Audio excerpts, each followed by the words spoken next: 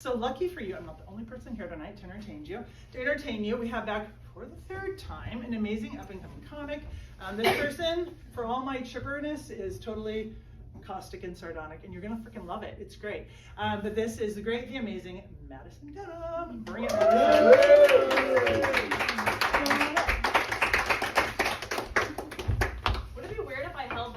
It doesn't work. Yeah, absolutely. No, it wouldn't be. It's just because I feel like Carrot Top without its props right now. Like, you have a thing with the mic that you hold it a certain way. I kind of need to hold it. I throw it around. It's gonna feel weird. It probably just popped right off.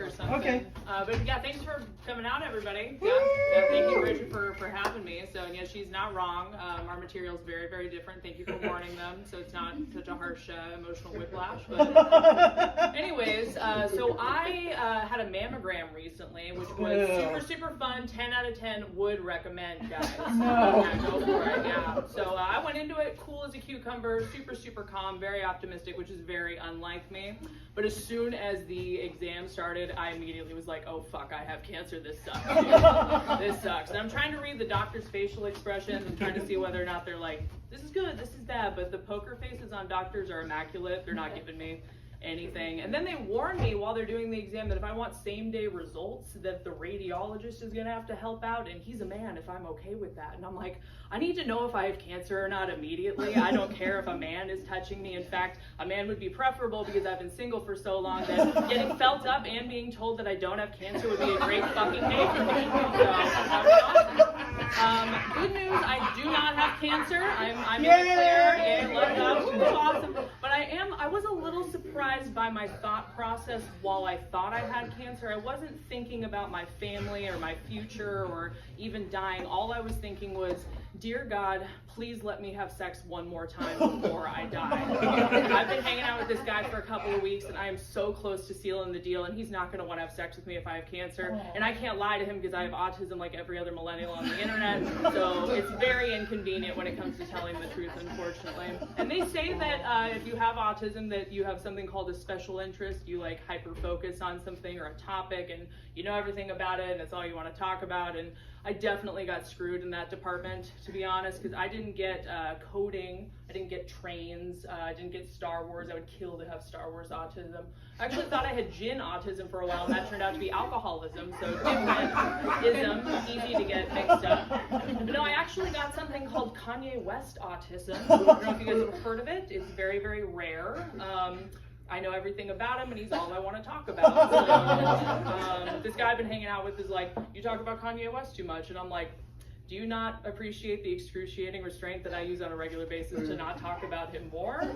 I bring him up every couple hours, and not talking about him more feels like holding in a sneeze. So, cool it with the too much Kanye talk. And I get that no one wants me to talk about him. I get that he's a horrible person, but my autism doesn't. So my autism's like, he's the greatest artist of your generation. Just keep talking about him. People will get it at some point. It hasn't worked so far.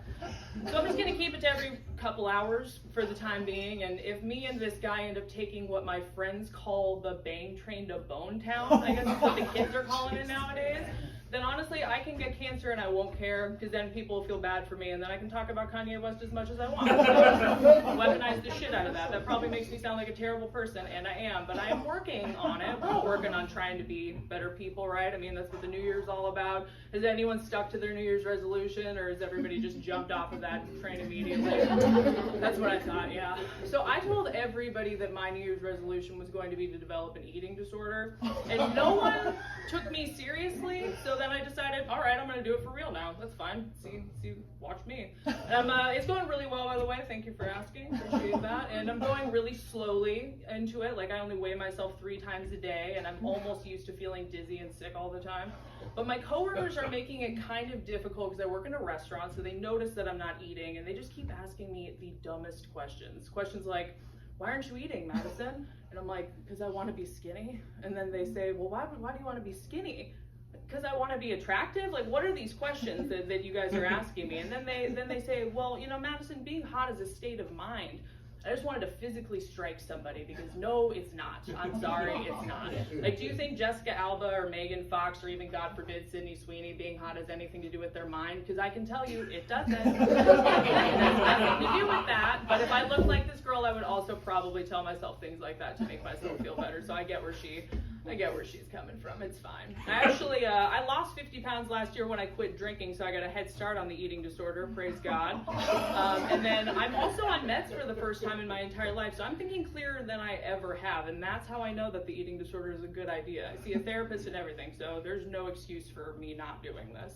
I just want to look like a different person. I don't see what's wrong with that. I don't want anyone to be able to tell that I'm non-binary by just looking at me anymore. I kind of want it to be my deep, dark secret would be really, really nice. So I'm going back in the closet, and I will miss getting a pass for using gay slurs. And me going back in the closet does just kind of prove that it was for attention the whole time. That's a bummer. But being non-binary is just too complicated, honestly. There's a lot that goes into it that people don't know about. Like, for instance, you know how men, when they go to the bathroom, they stand, and women, they sit. If you're non-binary, you have to squat every single time. And I just got sick of it. It's just uncomfortable. I just want to sit down when I go to the bathroom. I don't think that's so unreasonable. But I knew that it was time to make a change appearance-wise a few weeks ago when I was at the pet store, and I saw that they were doing a cat adoption event, and I had a thought that scared the shit out of me. And this thought was, oh my God, this cat is cute. I wonder if I have room for it in my home. I've never liked cats, guys. I've never thought they were cute, but I realized, oh my God, I've been single for so long that cats are starting to look cute. It's happening. The process is happening. This is an emergency situation. This is a DEFCON 3, as Kanye West would call it, emergency situation. So it's time to make some changes. And I know that my coworkers want the best for me. I know they're concerned for me, and they're trying to help. They're like, is it your style that you want to change? Can we go shopping with you? And I'm like, it's my DNA I want to change. So yeah, style does fall underneath that. They want to know what I want to look like. So I keep telling them I want to look like a trad wife. And they don't know what that means. So I try and break it down a little further. I'm like, I want to look Republican hot. Does that make sense to anybody? I think that's me being pretty clear. They still don't get it. So I finally tell them, I'm like, I want to be objectively attractive to men who hate women. Does that make sense to anybody? That's what I'm going for. I just want to be skinny and blonde and have a husband who's kind of mean to me, who hopefully likes Kanye West, and just leaves me at home with the kids all day, where I can trade in my drinking problem for a prescription drug problem and make sourdough bread that I can't eat all day. I mean, this is the domestic bliss that I never knew that I wanted until I got as clear-headed as I am now. And I look forward to settling down with this angry Republican man someday, that or ending up in the hospital for malnutrition, whichever comes first. I can dream, can't I? We all have goals, so, that's just one of them.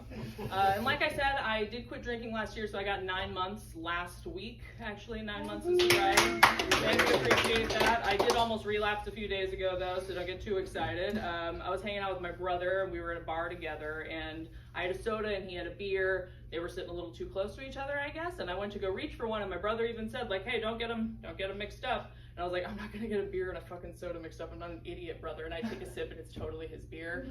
And I panic immediately because I'm like, what do? I'm in public. I can't just like spit the beer everywhere. But if I swallow it, then that's like a relapse, right? So I did what any normal person would do. I just spit it back into my brother's glass. He was not happy about that. It's like, I warned you and now you just ruined my beer. And I'm like, I'm your sister. Just drink it. Don't be weird, dude. Make it weird. Just drink my spit.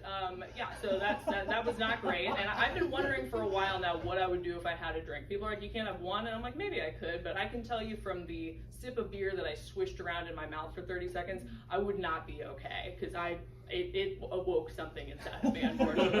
I went outside and I immediately smoked 2 cigarettes back to back. That didn't do anything. And then my brother and I went to a movie where they would not stop talking about how peace and respite in this dark world, in any way you can get it, is not so bad. And I'm just like, can you please stop saying that? Man, that would be so great. I don't need to hear that right now. It's not what I need. And I don't even think my drinking was all that bad, if I'm being honest. I thought I was really good at it. I never drank and drove. I didn't drink before work. I never blacked out or anything. But towards the end of my very successful drinking career, I was doing all of those things.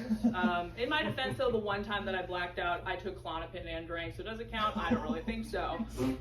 Don't do that, by the way. You're not supposed to do that. But yeah, I didn't really think that it was that big of a deal. So now I just got to stay away from the booze, which is fine. And again, I'm on the meds, and this is after years of friends and family begging me to go on medication, and me always saying I don't need to be on them, and then finally saying, no, we need you to go on it because you're awful to be around. So, and they were right, because I'm doing much better now that I'm on it. But Now all I have are cigarettes and taking obscene amounts of mushrooms at family gatherings. And the antidepressants that I'm on make it so that the mushrooms don't work that well. But I found out through trial and error that if you don't take your antidepressants a couple days in a row, the mushrooms work great. So kind of found a way to cheat the system there. Unfortunately, I am on the one kind of antidepressant that if you don't wean yourself off of them properly, you can have a seizure. But so far, so good. So I'm gonna keep on keeping on because it is working out for me. So yeah, I'm just gonna keep doing what I gotta do to stay away from the booze, whatever it takes. Because like I said, I can still taste that sip of beer from a few days ago. It's haunting me.